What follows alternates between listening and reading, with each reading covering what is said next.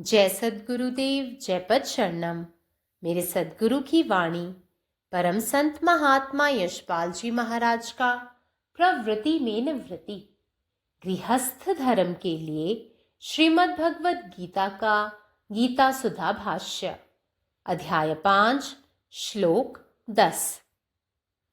ब्रह्मण्याधाय कर्माणि संगम त्यक्त्वा करोति यः लिप्यते न स पापेन पद्मपत्रमिवाम्भसा।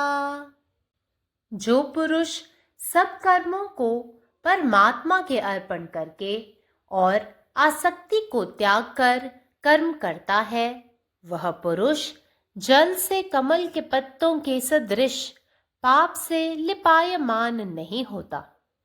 जब निष्काम कर्म से सच्ची स्थिति प्राप्त हो जाती है, तब देह के संग से इंद्रियां अपने अपने विषयों में विचरण करती रहती हैं।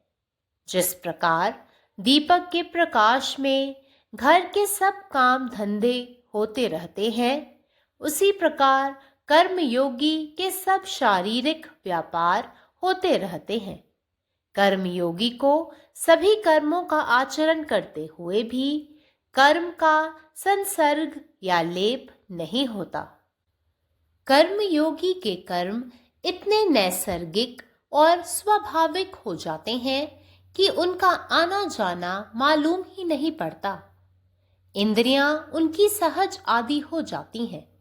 सहज बोलना ही हित उपदेश हो जाता है। जब ऐसी स्थिति प्राप्त हो जाती है, तब कर्म अकर्म हो जाता है। ज्ञानी पुरुष के लिए सत्कर्म सहज हो जाते हैं। किलकिलाते रहना पक्षियों का सहज धर्म है। माँ की याद आना बच्चों का सहज धर्म है। इसी तरह ईश्वर का स्मरण होना संतों का सहज धर्म हो जाता है। सुबह होते ही कुकड़ों कूं करना मुर्गे का सहज धर्म है। उसी तरह सच बोलना, भूत मात्र के प्रति दया, किसी का दोष न देखना, सबकी सेवा शुश्रूषा करना आदि सत्पुरुषों के कर्म सहज रूप से होते हैं। उन्हें किए बिना वे जिंदा नहीं रह सकते। हमने भोजन किया तो क्या हम उसका गौरव मानते हैं? मुर्गे को उसकी बांग के लिए क्या हम उसे मानपत्र अर्पित करते हैं? खाना पीना सोना जैसे सांसारिकों के सहज कर्म है, वैसे ही सेवा कर्म ज्ञानियों के लिए सहज कर्म है। उपकार करना ज्ञानी का स्वभाव हो जाता है। ज्ञानी यदि कहे कि मैं उपकार नहीं करूंगा, तो उसके लिए यह असंभव है। ऐसे ज्ञानी पुरुष का वह कर्म अकर्म दशा को पहुंच गया है, ऐसा समझना चाहिए। इसी दशा को संन्यास नामक अति पवित्र पदवी दी गई है। संन्यास ही परम धन्य अकर्म दशा है। इस दशा को कर्म योग ही कहना चाहिए। कर्म करता रहता है, इसलिए वह योग है, परंतु करते हुए भी कर रहा है ऐसा मालूम नहीं होता, इसलिए वही संन्यास है। वह कुछ ऐसी युक्ति से कर्म करता है कि उसका लेप उसे नहीं लगता, इसलिए वह योग है, और करके भी कुछ नहीं किया, इसलिए वह संन्यास है। He who does actions offering them to Brahman and abandoning attachment is not tainted by good or bad, just as a lotus leaf is not tainted by water. A yogin, having realized the self, remains in this world like other persons, but ever perfectly detached as the lotus leaf in the water. Though the lotus leaf exists only in water, draws its nourishment from the very water, and dies away in the same water, yet during its life as a leaf, it does not allow itself to be moistened by water. Similarly, a saint remains completely detached from the world of objects. His own merits and demerits, his own likes and dislikes, though he draws his nourishments for his individual existence from the world and performs day-to-day actions like any other ordinary person in the world. Om. जय गुरुदेव. जय पतिशरणम. अध्याय 5 श्लोक 10. जो मनुष्य आपली सर्व कर्मे देवाला अर्पण करून आणि आसक्ती सोडून आपले सर्व कर्म करतो तो पाण्यात कमळाच्या पानाप्रमाणे पापांनी माखलेला नसतोच.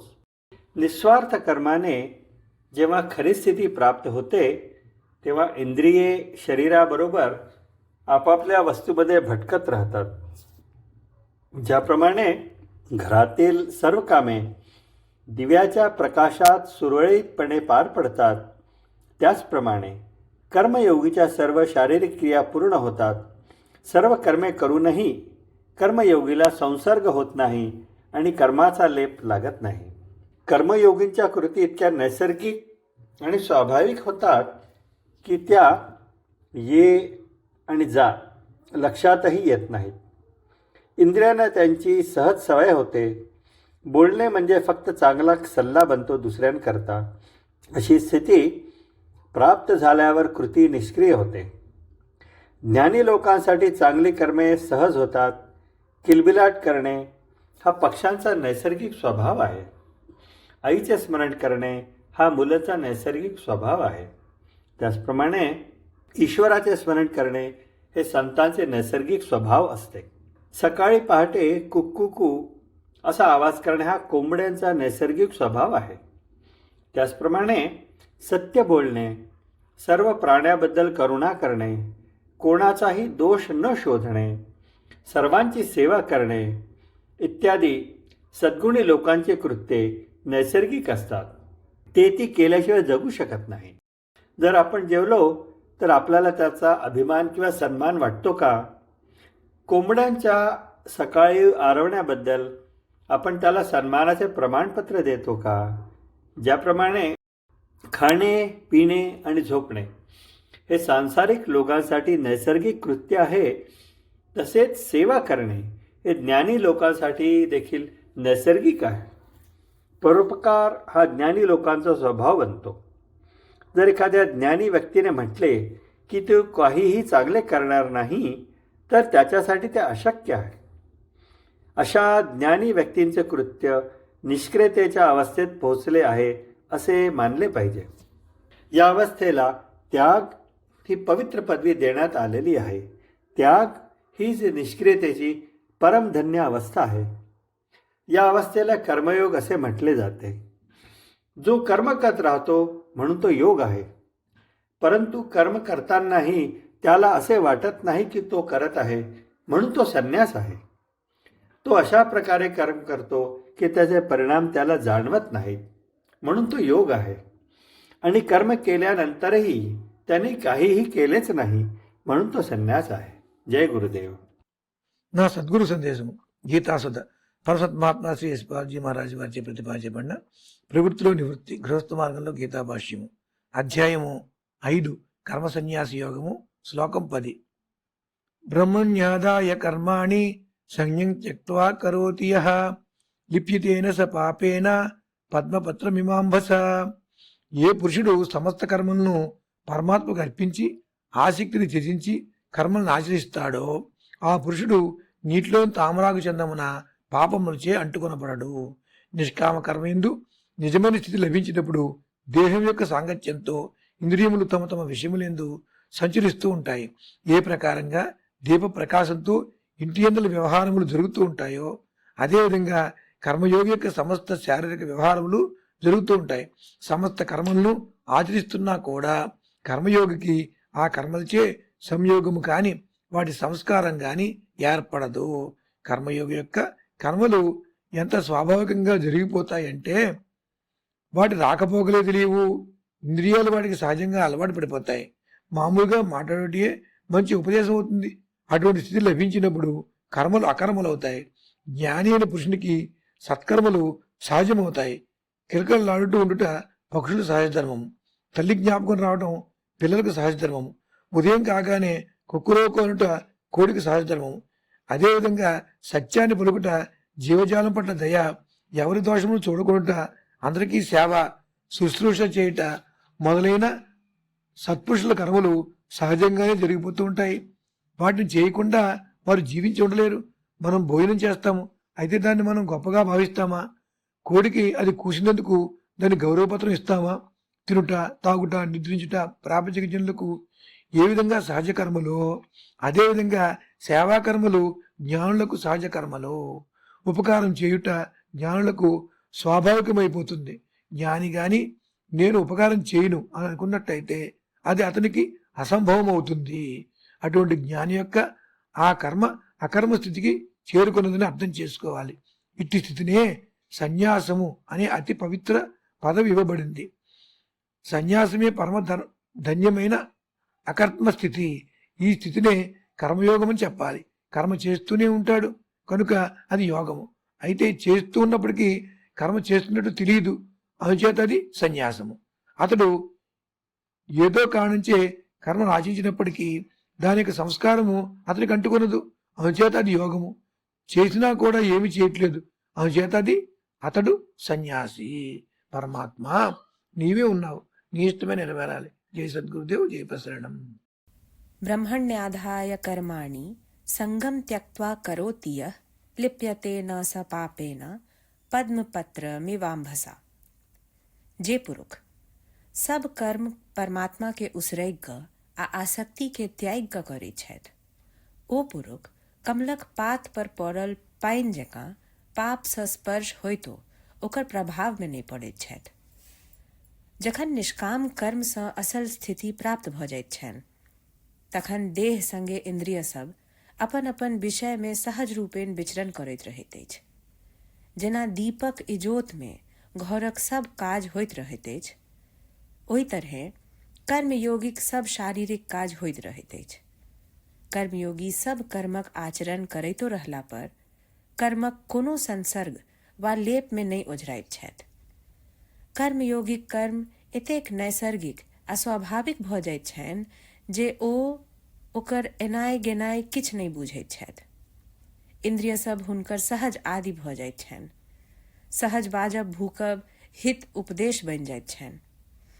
जखन एहन स्थिति प्राप्त भ जाइत अछि तखन कर्म अकर्म बनि जाइत अछि। ज्ञानी पुरुष लेल सत्कर्म सहज भ जाइत अछि। जेना चिड़ै चुनमुन लेल चहकब सहज धर्म अछि, माय के मोन पारब बालक के सहज धर्म अछि, ओहि तरहे ईश्वरक स्मरण करब संत लेल सहज धर्म बनि जाइत अछि। भोर होइते कुकरू कू करब मुर्गा के सहज धर्म अछि।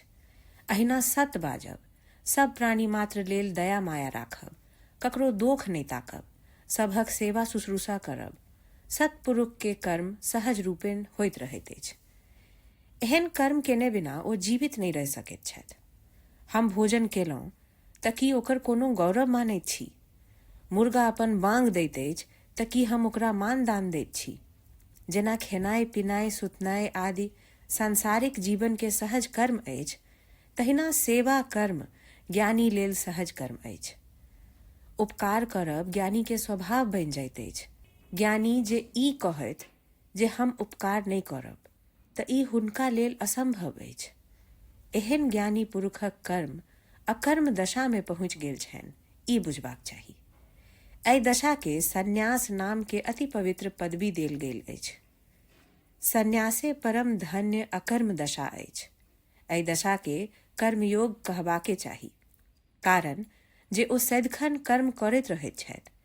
एहि लेल ओ योग अछि। मुदा करैतो रहला पर हम करैत छी एहन अनुभूति नहीं होइत छनि, तें ओहि दशा के सन्यास कहल जाइत अछि। ओ एहन युक्ति सँ कर्म करैत छथि जे ओकर लेप हुनका नहीं लागैत छनि। एहि कारण ओ योग अछि आ कयला पर सेहो किछु कयल नहीं बुझाइत अछि, तें ओ सन्यास अछि। സദ്ഗുരുവിൻ്റെ സന്ദേശം അധ്യായം 5 ശ്ലോകം 10. എല്ലാ കർമ്മങ്ങളും ഈശ്വരന് സമർപ്പിച്ചും ആസക്തി ഉപേക്ഷിച്ചും കർമ്മങ്ങൾ ചെയ്യുന്ന മനുഷ്യൻ വെള്ളത്തിലെ താമരപ്പൂവ് പോലെ പാപങ്ങൾ കൊണ്ട് കളങ്കപ്പെടുന്നില്ല. നിസ്വാർത്ഥമായ പ്രവർത്തനത്തിലൂടെ യഥാർത്ഥ അവസ്ഥ കൈവരിക്കുമ്പോൾ ഇന്ദ്രിയങ്ങൾ ശരീരത്തോടൊപ്പം അതത് വസ്തുക്കളിലും അലഞ്ഞു നടക്കുന്നു. എല്ലാ വീട്ടുജോലികളും ഒരു വിളക്കിന്റെ വെളിച്ചത്തിൽ സുഗമമായി നടക്കുന്നത് പോലെ ഒരു കർമ്മയോഗിയുടെ എല്ലാ ശാരീരിക പ്രവർത്തനങ്ങളും ഭംഗിയായി നടക്കുന്നു. എല്ലാ പ്രവർത്തനങ്ങളും ചെയ്തതിനു ശേഷവും ഒരു കർമ്മയോഗി കർമ്മത്താൽ ബന്ധിക്കപ്പെടുകയോ കർമ്മത്താൽ മൂടപ്പെടുകയോ ചെയ്യുന്നില്ല. ഒരു കർമ്മയോഗിയുടെ പ്രവർത്തനങ്ങൾ വളരെ സ്വാഭാവികവും സാധാരണവുമായി തീരുന്നു. ഒരാൾ അവയുടെ വരവും പോക്കും ശ്രദ്ധിക്കുന്നതേയില്ല. ഇന്ദ്രിയങ്ങൾ അവയുമായി എളുപ്പത്തിൽ പൊരുത്തപ്പെടുന്നു. സ്വാഭാവികമായി സംസാരിക്കുന്നത് ഒരു പ്രയോജനകരമായ നിർദ്ദേശമായി മാറുന്നു. അത്തരമൊരു അവസ്ഥ കൈവരിക്കുമ്പോൾ പ്രവൃത്തി നിഷ്ക്രിയമായി മാറുന്നു. ഒരു ജ്ഞാനിക്ക് സത്കർമ്മങ്ങൾ അനായാസമായി മാറുന്നു. പക്ഷികളുടെ സഹജമായ സ്വഭാവമാണ് ചിലയ്ക്കൽ. അമ്മയെ ഓർക്കുന്നത് കുട്ടികളുടെ സഹജമായ സ്വഭാവമാണ്. അതുപോലെ ഈശ്വരസ്മരണ സന്യാസിമാരുടെ സഹജ സ്വഭാവമായി മാറുന്നു. സത്യം പറയുക, എല്ലാ ജീവികളോടും അനുകമ്പയും കാരുണ്യവും കാണിക്കുക, എല്ലാവരെയും സേവിക്കുക തുടങ്ങിയവയാണ് സദ്വൃത്തരായ മനുഷ്യരുടെ പ്രവൃത്തികൾ. അവ ചെയ്യാതെ അവർക്ക് അതിജീവിക്കാൻ കഴിയില്ല. സാധാരണ ആളുകൾക്ക് ഭക്ഷണം കഴിക്കുക, എന്തെങ്കിലും കുടിക്കുക, ഉറങ്ങുക എന്നീ പ്രവൃത്തികൾ സഹജമായ പ്രവൃത്തികളായതുപോലെ സേവനം ജ്ഞാനികളുടെ സഹജ സ്വഭാവമായി മാറുന്നു. ഒരു ജ്ഞാനി ഒരു ഉപകാരവും ചെയ്യില്ലെന്ന് പറഞ്ഞാൽ അത് അവന് അസാധ്യമാണ്. അത്തരം ഒരു ജ്ഞാനിയുടെ പ്രവൃത്തികൾ നിഷ്ക്രിയാവസ്ഥയിൽ എത്തിയതായി കണക്കാക്കണം. ഈ അവസ്ഥയ്ക്ക് സന്യാസം എന്ന വളരെ പവിത്രമായ പദവി നൽകിയിട്ടുണ്ട്. സന്യാസം തന്നെ ഏറ്റവും അനുഗ്രഹീതമായ കർമ്മരഹിതമായ അവസ്ഥയാണ്. ഈ അവസ്ഥയെ കർമ്മയോഗം എന്ന് വിളിക്കണം. അവൻ കർമ്മങ്ങൾ ചെയ്തുകൊണ്ടേയിരിക്കുന്നു, അതിനാൽ അത് യോഗമാണ്. എന്നാൽ അത് ചെയ്യുമ്പോൾ പോലും അവൻ അത് ചെയ്യുന്നുണ്ടെന്ന് അറിയുന്നില്ല, അതിനാൽ അത് സന്യാസമാണ്. അവൻ തൻ്റെ കർമ്മങ്ങളുടെ ഫലം അനുഭവിക്കാത്ത വിധത്തിലാണ് അത് ചെയ്യുന്നത്, അതിനാൽ അത് യോഗമാണ്. അത് ചെയ്തതിനു ശേഷവും അവൻ ഒന്നും ചെയ്തിട്ടില്ല എന്ന തോന്നൽ അവനിലുണ്ടാകുന്നു, അതിനാൽ അത് സന്യാസമാണ്. ബ്രഹ്മത്തിന് സമർപ്പിച്ച് ആസക്തി ഉപേക്ഷിച്ച് കർമ്മങ്ങൾ ചെയ്യുന്നവൻ താമരയുടെ ഇല വെള്ളത്തിൽ നിന്ന് മലിനമാകാത്തതുപോലെ നന്മയോ തിന്മയോ കൊണ്ട് മലിനമാവുന്നില്ല. ഒരു യോഗി ആത്മാവിനെ തിരിച്ചറിഞ്ഞ് ഈ ലോകത്തിൽ മറ്റുള്ളവരെ പോലെ തുടരുന്നു. പക്ഷേ വെള്ളത്തിലെ താമരയുടെ ഇല പോലെ എപ്പോഴും പൂർണ്ണമായി വേർപിരിഞ്ഞിരിക്കുന്നു. താമരയില വെള്ളത്തിൽ മാത്രമേ നിലനിൽക്കുന്നുള്ളൂവെങ്കിലും വെള്ളത്തിൽ നിന്ന് തന്നെ പോഷണം സ്വീകരിച്ച് അതേ വെള്ളത്തിൽ തന്നെ മരിക്കുന്നു. എന്നാൽ ഒരു ഇലയായി ജീവിക്കുമ്പോൾ അത് വെള്ളത്താൽ നനയ്ക്കപ്പെടാൻ അനുവദിക്കുന്നില്ല. അതുപോലെ ഒരു സന്യാസി വസ്തുക്കളുടെ ലോകത്തിൽ നിന്നും സ്വന്തം ഗുണദോഷങ്ങളിൽ നിന്നും സ്വന്തം ഇഷ്ടാനിഷ്ടങ്ങളിൽ നിന്നും പൂർണ്ണമായും വേർപെട്ട് നിൽക്കുന്നു. എന്നിരുന്നാലും അവൻ തൻ്റെ വ്യക്തിഗത നിലനിൽപ്പിനായി ലോകത്തിൽ നിന്ന് പോഷണം സ്വീകരിക്കുകയും ലോകത്തിലെ മറ്റേതൊരു സാധാരണ വ്യക്തിയെയും പോലെ ദൈനംദിന പ്രവർത്തനങ്ങൾ ചെയ്യുകയും ചെയ്യുന്നു. പരമാത്മാവ് നീ തന്നെ, നിന്റെ ഇഷ്ടം പൂർണ്ണമാകട്ടെ. ജയ് സദ്ഗുരുദേവ്, ജയ് പദശരണം. अखिल भारतीय संत मत सत्संग पंजीकृत दिल्ली, मुख्यालय B20 CC colony, Rana Pratap Bagh के सामने, दिल्ली। सत्संग आश्रम संत यशरूप तपोभूमि परिसर, अनंगपुर, जिला फरीदाबाद, हरियाणा।